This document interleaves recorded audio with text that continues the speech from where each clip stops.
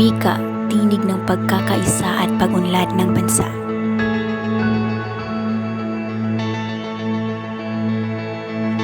Ang wika ay higit pa sa mga salitang ating binibigkas.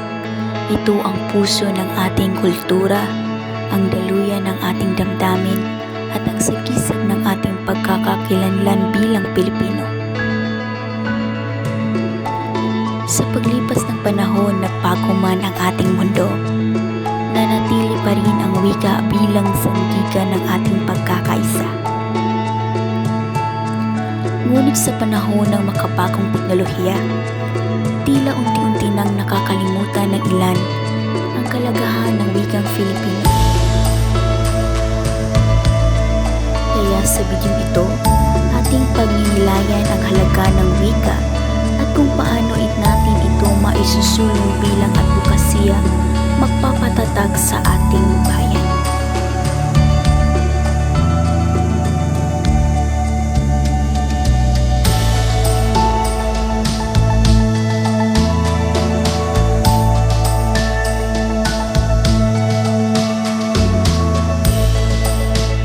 Ang wika ay tulay ng pag-unawa.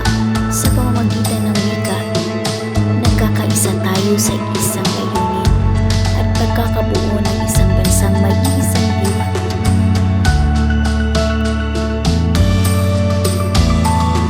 Ang wikang Filipino ay hindi lamang idiom ng komunikasyon. Ito rin ay tagapagpadala ng ating kultura, tradisyon at kasaysayan. Sa bawat salitang binibigkas natin, buhay ang alaala ng ating mga ninuno. Kapag pinagyayaman natin ang Filipino, pinagyayaman din natin ang ating pagkatao bilang mamayan ng Pilipinas. Ngunit hindi maikakaila na sa panahon ngayon, mas laganap ang paggamit ng wikang banyaga sa mga paaralan, social media at maging sa trabaho. Mas pinipili ng marami ang Ingles. Hindi masama ang paggamit ng banyagang wika. Ito ay bahagi ng pakikisalamuha sa mundo. Subalit, kung ang ating sariling wika ay itatabi, unti-unti nitong pinapatay ang ating sariling pagkakakilanlan.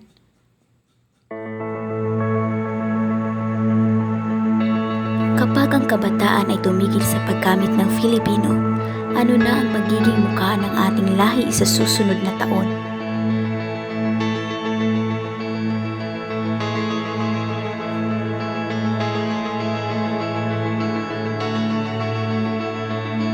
Kaya naman kailangang itaguyod natin ang advokasyang pangwika. Ito ang panawagan sa bawat Filipino. Gamitin, pahalagahan at ipagmalaki ang sariling wika.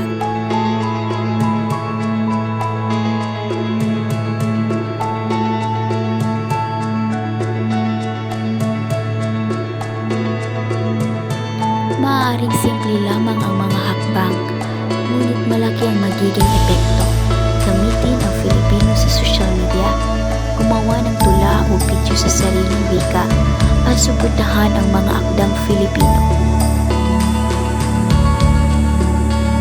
Ang wika ay buhay kapag ginagamit, kaya't bawat salitang Filipino na iyong binibigkas ay ambag mo sa patuloy na pag-iral ng ating pagkakaisa.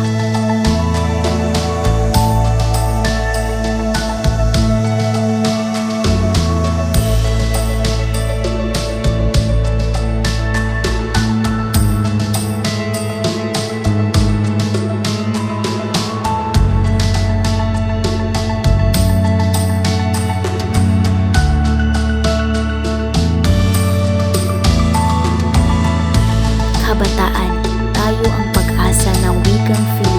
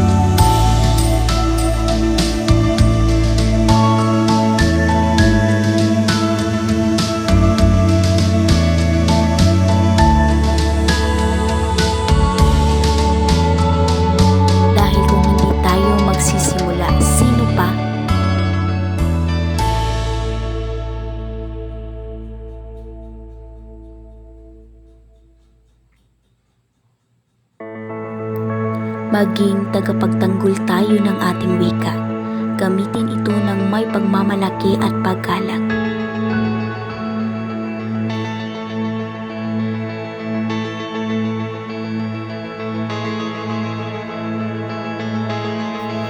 Ang wikang Filipino ay hindi lamang instrumento ng komunikasyon. Ito ay ating kaluluwa, ating dangal, at ating sandata tungo sa tunay na pag-unlad.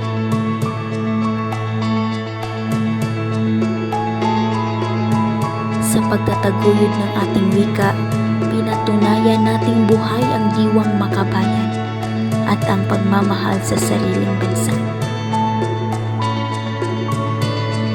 Wika, ingatan, ipagmalaki, at isabuhay.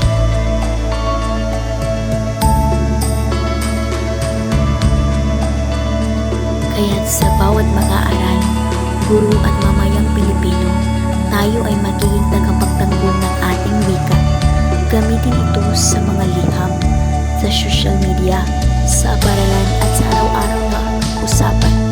Magsimula tayo sa maliit na hakbang, ang pagsalita at pagsulat sa wikang Filipino nang may tamang paggamit at respeto. Pagmalaki natin ito sapagkat ito ang tunay na yaman ng ating bansa. Ang wikang Filipino ay wika ng puso, wika ng pagkakaisa, at wika ng pag-asa. Ang wika ay buhay. Kapag ito'y ating inaalagaan, patuloy itong lalago at magiging inspirasyon ng mga susunod na henerasyon. Ngunit ito'y pababayaan, mawawala rin ang ating kultura at kasaysayan. Kaya't bilang kabataan, tayo ay may tungkuling ipagmalaki, gamitin at ipagtanggol ang ating sariling wika. Sa bawat salitang Filipino na ating binibigkas, pinapaalala sa atin sa mundo na mayaman ang ating lahi sa kultura at talino. Gamitin natin ito hindi lamang sa paaralan, kundi sa ating pang-araw-araw na pakikipag-ugnayan.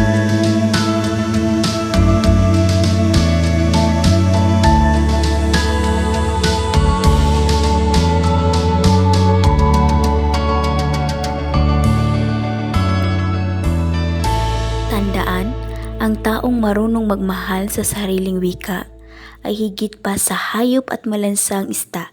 Ngunit higit pa riyan ang taong nagtataguyod ng wikang Filipino ay isang tunay na bayani ng kulturang Pilipino.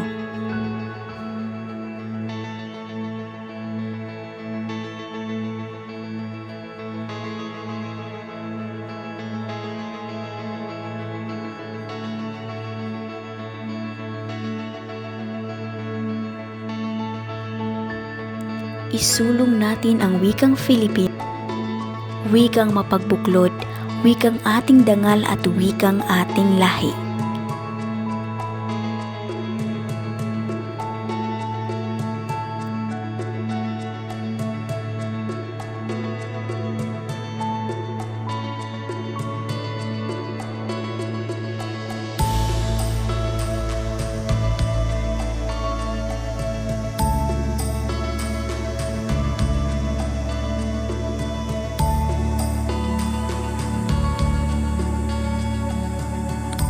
Tayo ay magkaisa para sa kaunlaran ng ating bayan. Dahil sa pagkakaisa ay may kapangyarihan tungo sa pagbabago ng ating bayan at sa pag-unlad ng ating sariling lahi. Lagi nating tatandaan na ang ating unahin ay dapat ang sariling atin bago pa man sa iba.